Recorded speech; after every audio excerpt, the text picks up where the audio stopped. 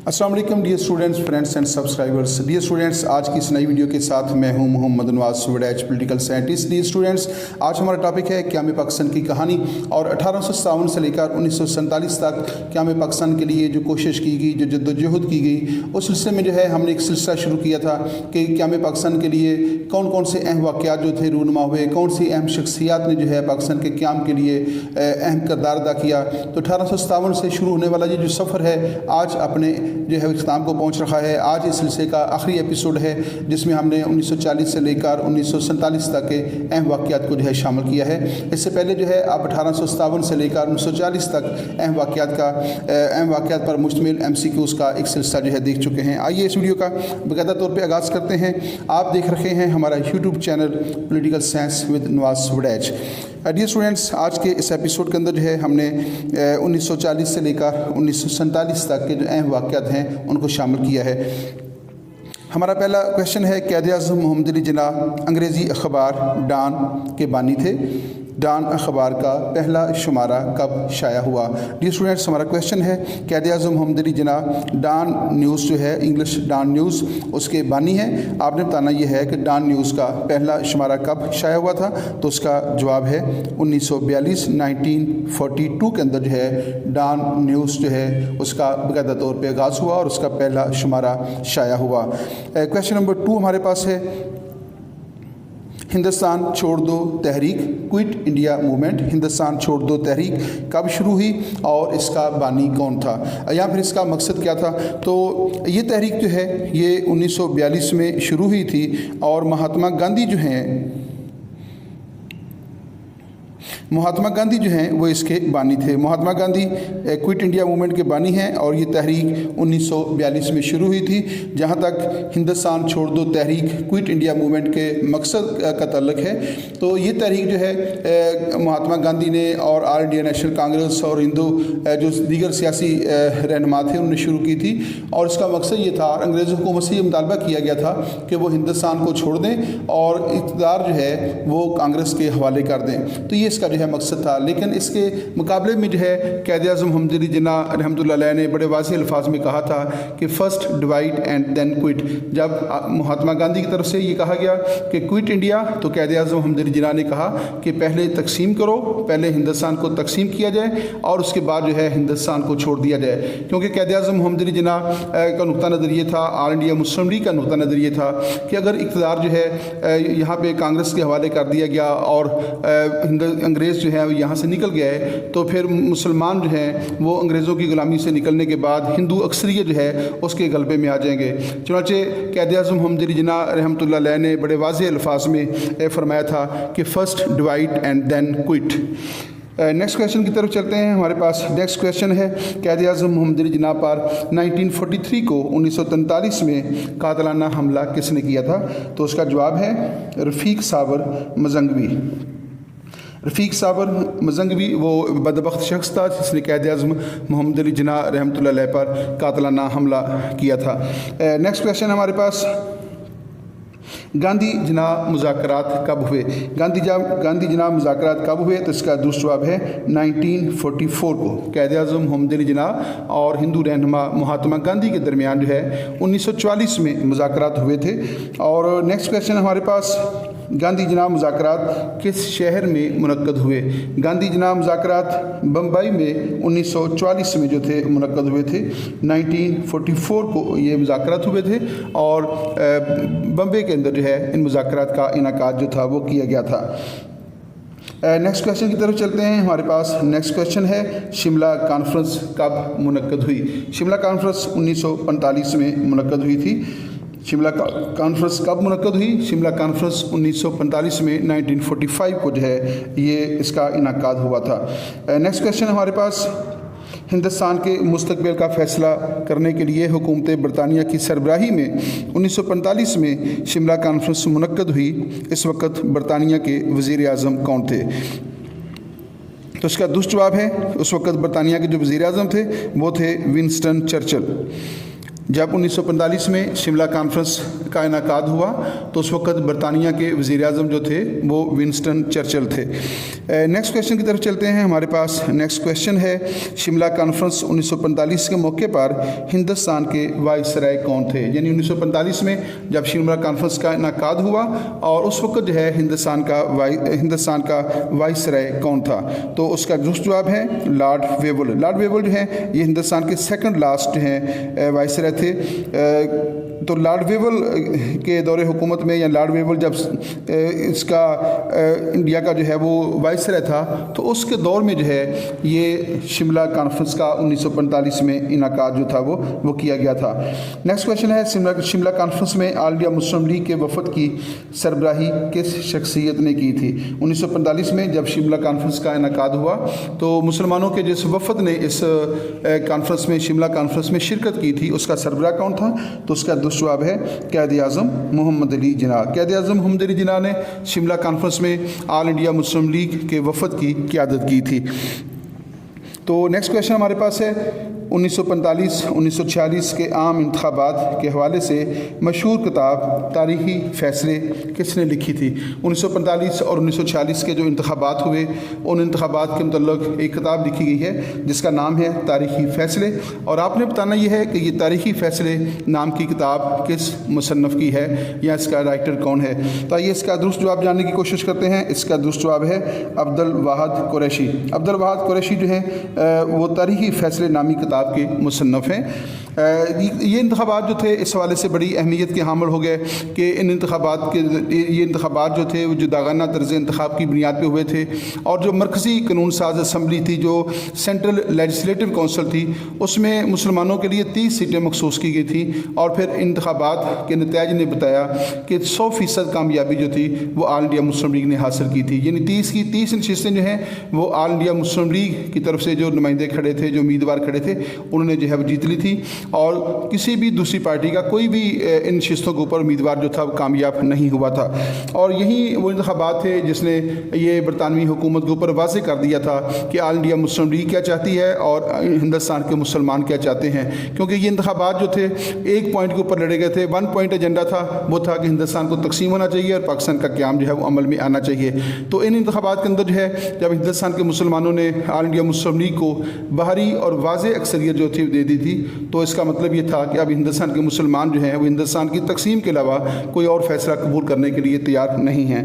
آئیے next question کی طرف چلتے ہیں۔ کیبنٹ مشن کب ہندوستان پہنچا؟ کیبنٹ مشن کب ہندوستان پہنچا؟ تو کیبنٹ مشن جو ہے یہ 1946 میں جو ہے ہندوستان پہنچا تھا۔ 1946 میں کیبنٹ مشن جو ہے وہ ہندوستان پہنچا۔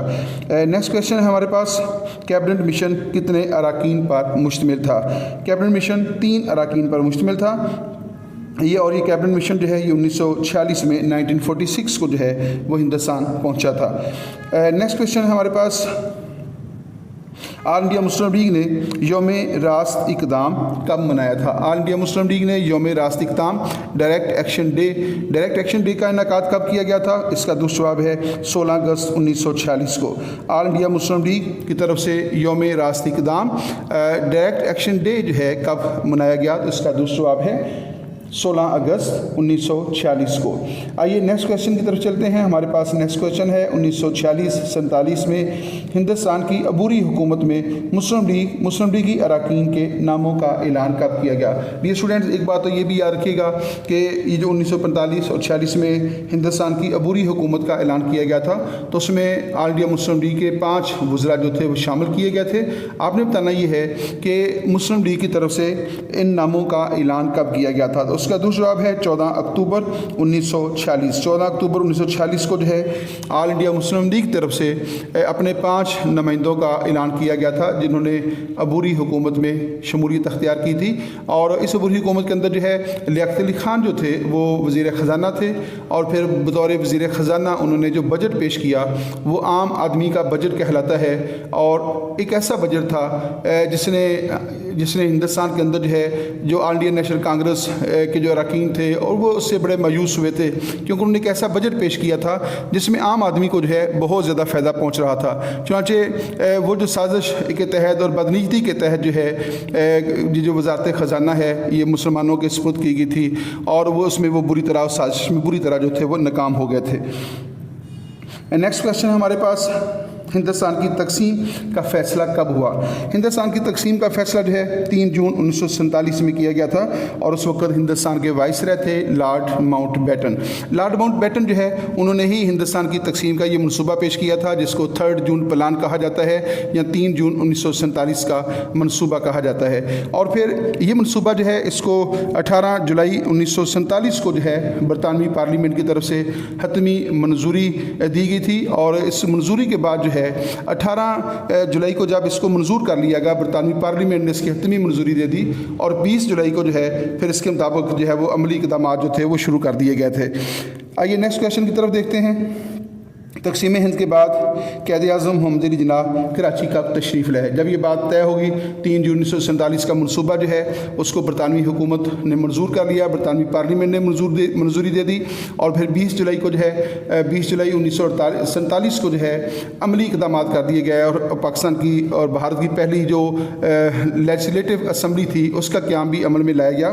तो उसके बाद जो है दीगर मामलात को तय करने के बाद क़ायद-ए-आज़म मोहम्मद अली जिन्ना जो हैं वो कब कराची तशरीफ़ लाए थे? तो इसका जवाब है 7 अगस्त 1947 को। 7 अगस्त 1947 को जो है क़ायद-ए-आज़म मोहम्मद अली जिन्ना रहमतुल्लाह अलैह जो हैं वो कराची तशरीफ़ ले आए थे। नेक्स्ट क्वेश्चन हमारे पास है, डियर स्टूडेंट्स, क्या क़ायद-ए-आज़म मोहम्मद अली जिन्ना रहमतुल्लाह अलैह पाकिस्तान की पहली दस्तूर साज असम्बली के सदर मुकर्रर हुए? तो पाकिस्तान की जो पहली दस्तूर साज असम्बली है उसके पहले जो सदर थे वो थे क़ायद-ए-आज़म मोहम्मद अली जिन्ना और 11 अगस्त 1947 को जो है क़ायद-ए-आज़म मोहम्मद अली जिन्ना जो हैं वो पाकिस्तान की पहली दस्तूर साज असम्बली के सदर मुकर्रर हुए। डियर स्टूडेंट्स, जब हिंदुस्तान की तकसीम हुई तो उस वक्त जो है हालात कुछ ऐसा के थे कि ना तो पाकिस्तान जो है वो फौरी तौर पर अपना आइन बना सका था और ना ही भारत जो है वो इस पोजीशन पे था कि फौरी तौर पे अपना आइन बनाया जाए। तो हुआ ये कि जो गवर्नमेंट ऑफ इंडिया एक्ट 1935 था उसको जो है दोनों रियासतों ने मुनासिब तरामीम के बाद जो है अबूरी आइन के तौर पर अपने अपने मुल्क में रैज कर दिया था। तो पाकिस्तान ने भी जो है गवर्नमेंट ऑफ इंडिया एक्ट 1935 को और भारत ने भी जो है गवर्नमेंट ऑफ इंडिया एक्ट 1935 को मुनासिब तरामीम के साथ जो है अबूरी आइन के तौर पर प्रोविजनल कॉन्स्टिट्यूशन के तौर पर जो है वो नाफज किया था। अब उस कॉन्स्टिट्यूशन के मुताबिक जो है जो दस्तूर साज असम्बली थी उसका सरबराह जो है वो सदर प्रेसिडेंट कहलाता था, जबकि आजकल आप देखते हैं जो हमारी दस्तूर साज असम्बली है, जो नेशनल असम्बली है, उसका सरबराह स्पीकर कहलाता है। और उस वक्त जो हेड ऑफ़ द स्टेट था गवर्नमेंट ऑफ इंडिया एक्ट 1935 के मुताबिक जो है जो हेड ऑफ़ द स्टेट है वो गवर्नर जनरल कहलाता था। लेकिन फिर जब 1956 का कॉन्स्टिट्यूशन नाफिज किया गया तो उसमें गवर्नर जनरल का अहदा ख़त्म कर दिया गया और हेड ऑफ़ द स्टेट के लिए प्रेसिडेंट का अहदा रखा गया और जो दस्तूर साज असम्बली थी उसके सरबराह के लिए स्पीकर की टर्म इस्तेमाल की गई थी। तो इसलिए जो है जब ये क्वेश्चन हम देखते हैं क़ायद-ए-आज़म मोहम्मद अली जिन्ना रहमतुल्लाह अलैह पाकिस्तान की पहली दस्तूर साज असम्बली के सदर का मुकर्रर हुए थे। तो बाज़ का स्टूडेंट्स के ज़हन में ये कन्फ्यूजन पैदा होती है कि सदर तो हेड ऑफ़ द स्टेट होता है, तो ये दरअसल क्या है, गवर्नमेंट ऑफ इंडिया एक्ट 1935 के मुताबिक जो है जो दस्तूर साज असम्बली थी उसके सरबराह के लिए सदर की टर्म इस्तेमाल की जाती थी। लेकिन जब 1956 में पाकिस्तान का पहला आइन नाफिज हुआ तो उस वक्त जो है दस्तूर साज असम्बली के सरबराह के लिए स्पीकर की टर्म इस्तेमाल की गई और हेड ऑफ़ द स्टेट के लिए जो है प्रेसिडेंट की टर्म जो थी वो इस्तेमाल की गई। नेक्स्ट क्वेश्चन हमारे पास, क्या में पाकिस्तान के वक्त बरतानिया का वज़ीर-ए-आज़म कौन था? 14 अगस्त 1947 को जब हिंदुस्तान तकसीम हुआ, पाकिस्तान का क़याम अमल में आया तो उस वक्त बरतानिया का वज़ीर-ए-आज़म कौन था? तो वो है क्लेमेंट अटेली। क्लेमेंट अटेली जो है वो उस वक्त बरतानिया के वज़ीर-ए-आज़म थे। नेक्स्ट क्वेश्चन हमारे पास, क्या में पाकिस्तान के वक्त बरतानिया का बादशाह कौन था? तो उसका दुरुस्त जवाब है जॉर्ज शशम। जॉर्ज शशम जो है he was the king of the UK at that time. जो जब 1947 में हिंदुस्तान तकसीम हुआ तो उस वक्त जॉर्ज शशम जो हैं ये हिंदुस्तान के ये बरतानिया के बादशाह थे। नेक्स्ट क्वेश्चन हमारे पास है, क्या में पाकिस्तान के वक्त अमेरिका का सदर कौन था? जब 1947 में हिंदुस्तान तकसीम हुआ, पाकिस्तान का क़याम अमल में आया, तो उस वक्त अमेरिका के प्रेसिडेंट कौन थे?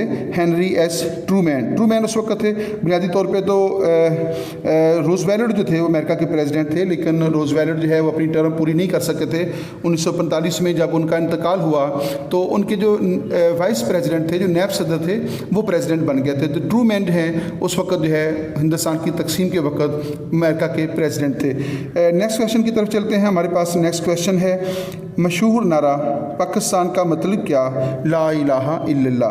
पाकिस्तान का मतलब क्या? ला इलाहा इल्लल्लाह के खालिक कौन हैं? असगर सुदाई। इसका दुरुस्त जवाब है असगर सुदाई। और असगर सुदाई का जो तल्लक है वो पाकिस्तान के डिस्ट्रिक्ट सियालकोट के साथ है। मशहूर नारा पाकिस्तान का मतलब क्या? ला इलाहा इल्लल्लाह। ये पाकिस्तान का कौमी नारा भी है।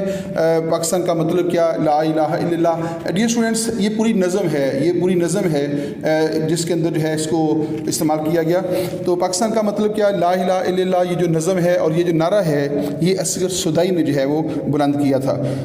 नेक्स्ट क्वेश्चन है हमारे पास जी, यहाँ पे इसका इख्तिताम होता है। 14 अगस्त 1947 को जो है पाकिस्तान का क़याम अमल में आया। अल्हम्दुलिल्लाह सुमा अल्हम्दुलिल्लाह। जो सफ़र जो है सर सैयद अहमद ख़ान ने 1857 की जंग आज़ादी के बाद शुरू किया था, हिंदुस्तान के मुसलमानों के हुकूक़ और उनके मफादात के तहफ़्फ़ुज़ के लिए जो उसने कोशिशें की, जो उसने जद्दोजहद की, और फिर सिलसिला जो है चलता रहा और फिर 1947 को जो है इस अजीम सफ़र की तकमील जो है वो अमल में आई।